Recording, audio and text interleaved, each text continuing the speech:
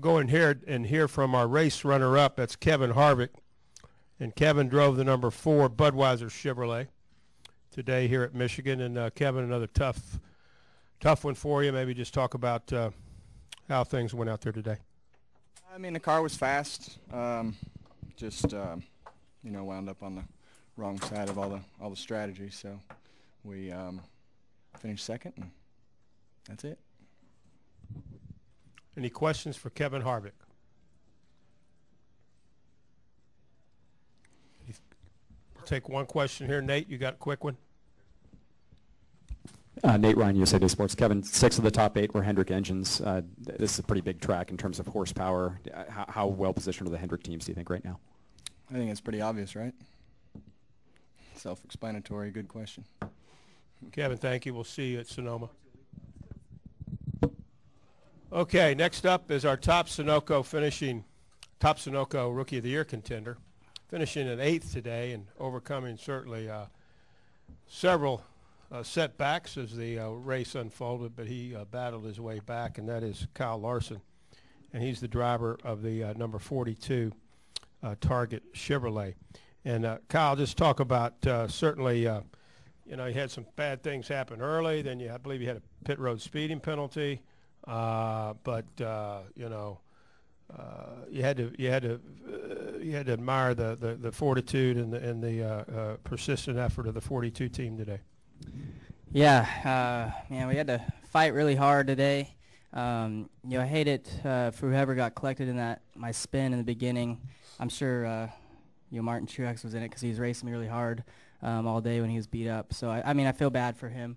And then and we fought our way back to the top 5, and then pretty much stayed there for most of the race. And then there with under 50 laps to go, I sped on pit road, and was really bummed about that because I knew we would have a shot at the win. And then I fought really hard after that to finish 8th. And I think Shai made great pit calls all day long, and just I screwed up. So hate it, but still somewhat happy to get a top 10. Just disappointed that I let my team down.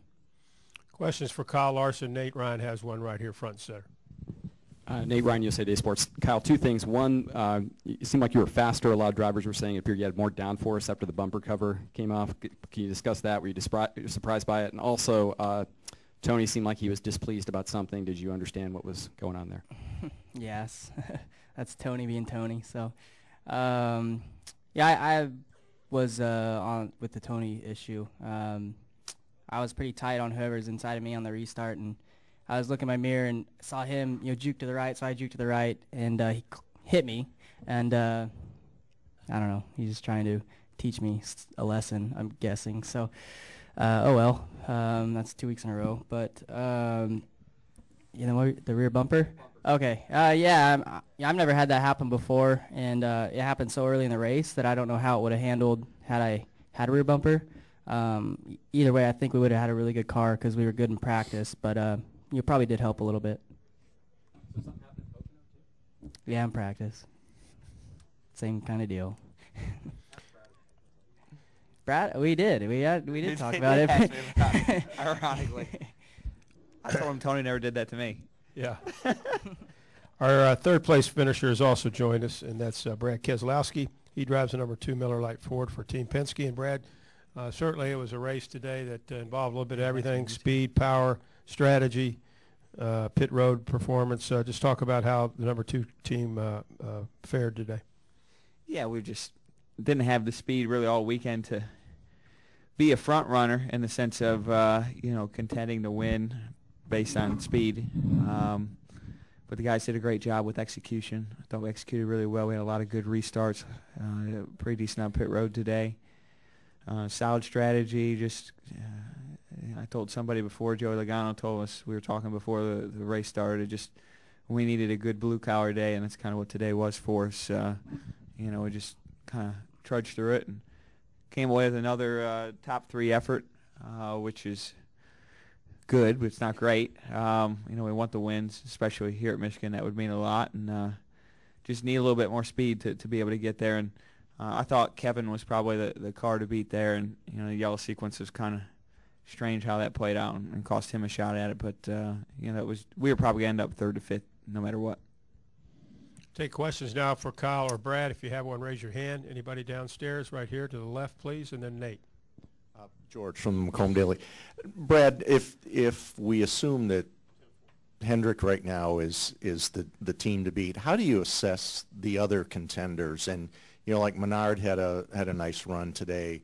Harvick has been strong, but came up short. Who do you think is the next to kind of challenge them? I don't really think there is anybody in the wings. I think the way this year's package has kind of come together, where we're at now is where we're going to be for the remainder of the year. You might see some small gains from some teams, but I don't see anything significant coming.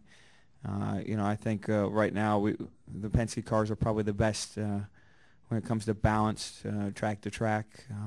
You know, the Hendrick cars are probably the best anywhere where it takes power to run. You know, these tracks are certainly one of those. And Kevin Harvick, his team is probably the fastest week in and week out. So I don't really see that changing for the duration of the season. I think what you're going to find in the development cycle has been kind of found by this time in the year, and maybe there's a little bit more left on the table, but not enough to take a team that's not there to be there. That's just kind of my experience. But we all got a little bit of work to do because it's pretty obvious that the Hendrick engines are way ahead of everyone else. So usually that's not something you catch up with in one season. And as far ahead as they are right now, they're probably a full season ahead of everyone. So we got work to do to get there. Thankfully, we've got I can't remember 12, 13 weeks to the chase starts. I know we've got some stuff coming up for that, but I think we've got Penske. I think we're right there, kind of just maybe a half a nose behind the Hendrick cars or Hendrick powered cars, whatever you want to call them. But we need just a little bit more, and if we can do that, I really feel like we can kind of have a strong march over the fall and have a shot at running for the championship. But I guess to kind of finish that question or finish the answer to the question up, I think what you're seeing right now is probably the top 5 or 10 is what it's going to be when it comes down to money time in the chase. Let's go to Nate Ryan, then we'll come over here to Mike. You're good? Okay, let's go to Mike. That was your question? Oh, yeah, there you go. Go ahead, Mike, to the left. Brad, based on today, I don't think you've been sharing too much information with the Roush guys. I think they finished way down. Were you surprised at their performance? I know there's a lot of stuff going on over there. It's not really fair for me to really judge anything there because I don't know just enough to sound like a fool, or I know just enough to sound like a fool. So their stuff is.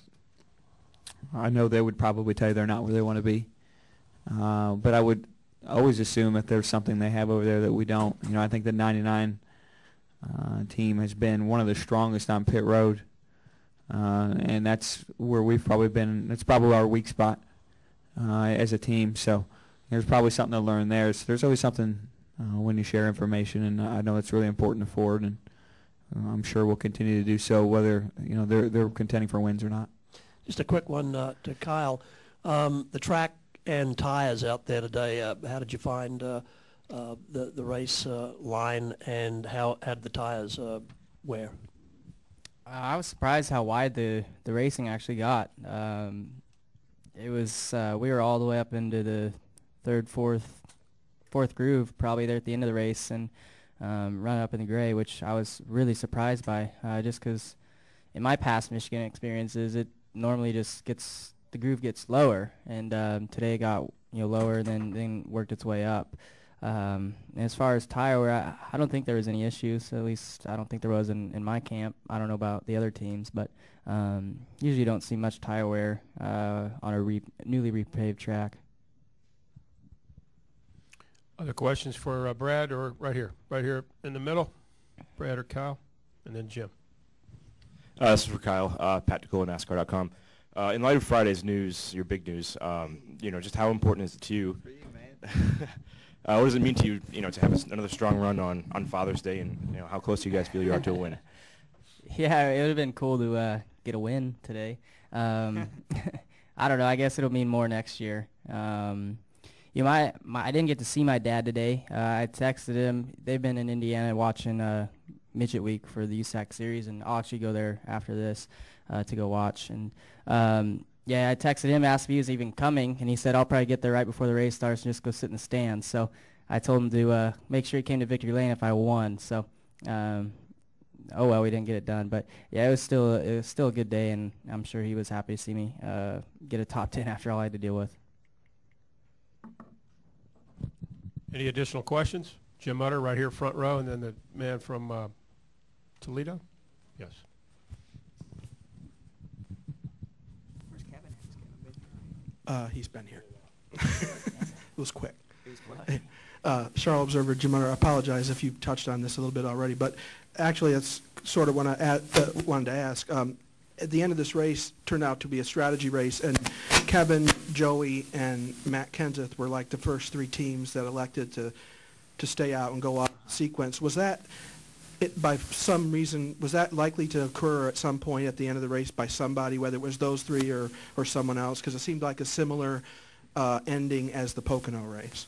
Yeah, you know, I sympathize for, you know, the crew chiefs here. This is such a tough race to call strategy-wise, and you're really at the mercy of debris yells at the end and where they fall. You know, I thought Kevin was probably the guy to beat today, and probably he feels that way too, I would imagine. And the way that yellow fell just kind of completely killed him. But it's just the way it is. Brad, Steve Slifka. Go ahead. Let's get him a mic, please, so we can hear it. It's not working. Brad, Steve Slifka from 13 ABC in Toledo. Sorry if you already touched on this, but obviously you want to win, but top three finish at Michigan native. How nice is that? Yeah, it's always good to run well here, and you know, we didn't run as well as we wanted to, but we certainly didn't run poorly. You know, like I said, it was a good day, not a great day. Third is nothing to hang your head on. We have consistency, which is good. Unfortunately, it doesn't mean much right now at this time of the year in the sense of points.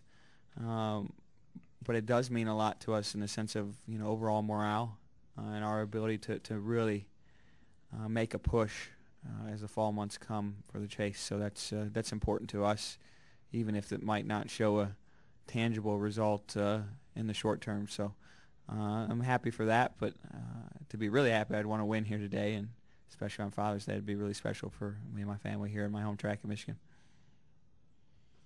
Any other questions? We'll release these two guys. Guys, thanks for putting on a good show, and good luck next week at Sonoma.